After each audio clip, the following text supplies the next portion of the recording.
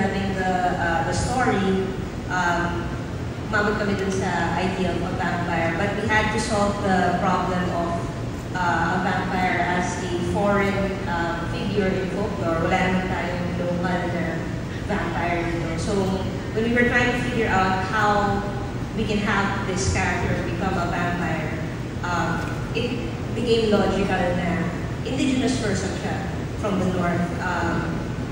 And the north has been known to, they've never been colonized, they've never been defeated by any foreign power.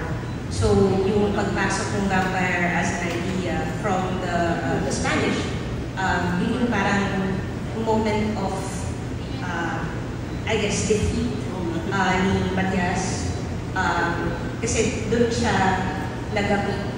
But at the same time, siya yung pumatay sa kanyang tribe. So while the North has never been conquered by foreign invaders, ito yung parang symbolism na he loses not just his community, his identity, his name, but even, I guess, his life, because he becomes a vampire. He loses the sun, like, literally, he loses the sun. That idea come to you, and why of the many concepts for a story out there, that was what you wanted to make a film about? Well, I've been toying with the idea for so long. I think siguro 10 years ago na. Because Eternal na din. Yeah, eternal na. Malapit na. But, you know, when I was young, I used to, diba, at night, our parents would tell us stories.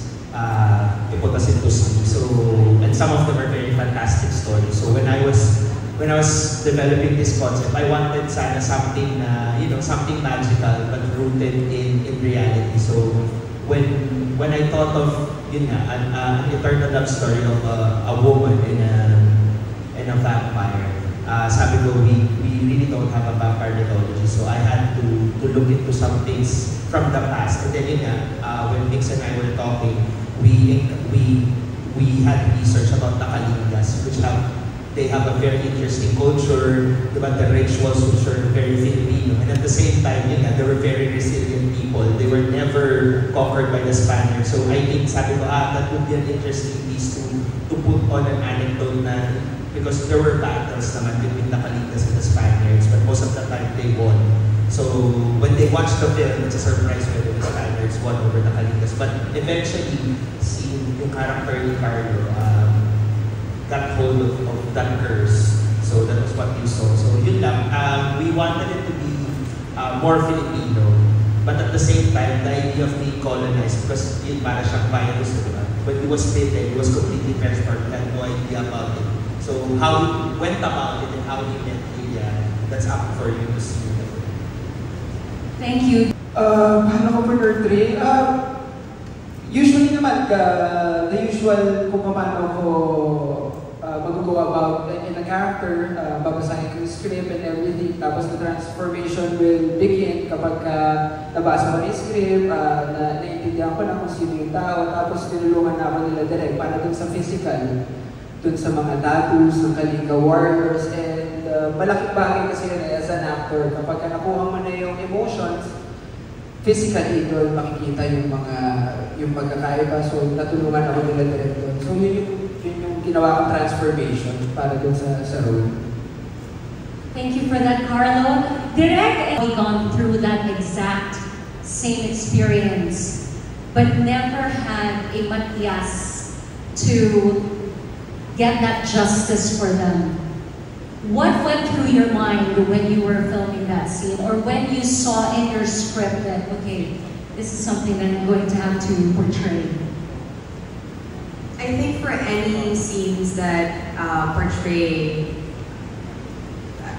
and that's all what it is, not rape, or being taken advantage of, it's very difficult to, I guess, swallow the fact that it does happen. It's a reality for many women. And hindi lang, I mean, ito, nakakita natin sa setting din, nasa probinsya, no? So, meron din ganung, I guess, touch on that, na there are still moments in today's society, in today's time, where people or women or anyone that is taken advantage of have a hard time speaking up, being vocal about it, looking for help. And so I guess here, the portrayal for Lilia was really in that exact scene where Matias touches her and sees what happened. Kasi she never said it. Nakita ni Matias what happened to her through her memory. Isn't that what we all want? Someone to be able to read what we feel, to know what we feel, to save us when we need the saving.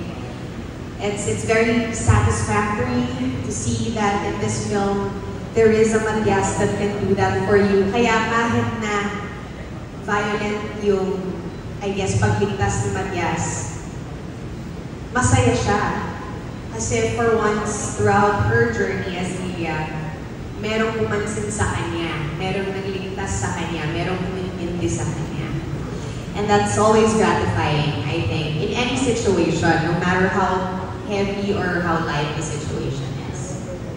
Thank you, Jess. The same character, but representing different eras and having gone through supposedly the same storyline, having gone through the same journey, but now with a different point of view. With you, Miss Bing,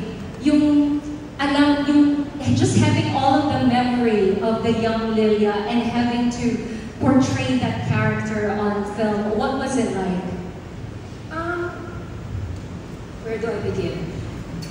We actually never had a chance to meet and talk about our character. We only met during the transition, and that was only once. So the magic was totally at the hands of our director.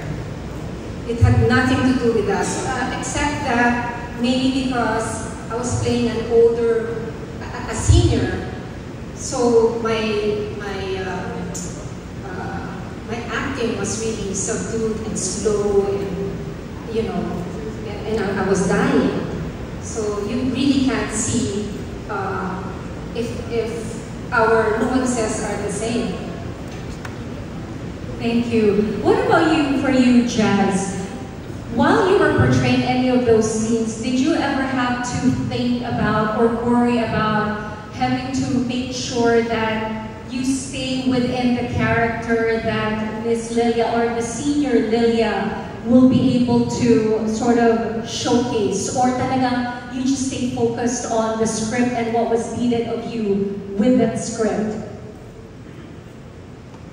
I think at first I was very worried because obviously she is one person, but then you realize, no, as a person you grow up, you change, you evolve, and you become.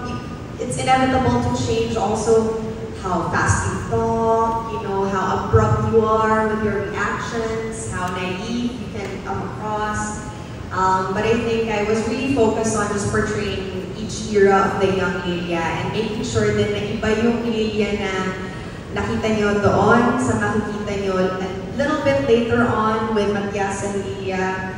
And then even boses dito sa eksena ito, nilitan ko ng konti para dalaga pa rin siya, wag yung may konting, yung matinis pa rin kasi voice also changes, right? So those are the things that I guess I was a bit more conscious about. Para din ako, if I go from a 16-year-old Lilia to a 25-year-old, there is still a shift and a difference in character. Those are the detachment of her parents still wanting to give what is hers, what they gave her, just to secure their safety. But at the same time, kita rin sa mata ng bata na, okay, so even my own parents will have this type of, I guess, approach with me. There's another scene later on that's connected to this that'll explain that further, wherein Lilia will feel a little bit more isolated from her parents and feel like, okay, so I'm on my own. I got fend for myself. And that's where she finds the comfort from Matias. That's why she finds there's so much love here. He's giving it to me all in, and this is something I'm searching for from my family, from my parents, from my community, even ultimo tito niya, diba? Si Sir Sol, nakita natin na, okay, pabangit kita, pero give me something of yours. There's an exchange, there's a barter for love. It was only with Matias na walang barter. siya pa nga yung gagawa ng paraan to get her. And that's why I think the love that she has for Matias is also something she can easily identify from the love for herself, which you'll discover when you watch the whole film. Okay, so that's something for you to look. Very powerful din yung scene nung nakita mo yung reflection mo sa tubig and you're realizing what has happened to you. But how do you think that Matias, being supposedly the halimaw, the aswang that he is, what softened you up with Lilia? Kasi lahat ang dali mong i-atake. Pero pagdating kay Lilia, iba siya. Iba yung trato mo sa kanya. Gaya na sinabi niya, hindi ka naman talaga halimaw hanggat hindi kailangan. Ano sa palagay mo yung pumasok sa pag-iisip ni Matias kung bakit nag-iba ka pagdating kay Lilia?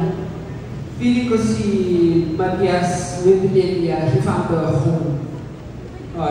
Yung sense of peace, yung nakahanap siya ng magsisave sa kanya, na hindi niya makikita sa immortality, sa forever.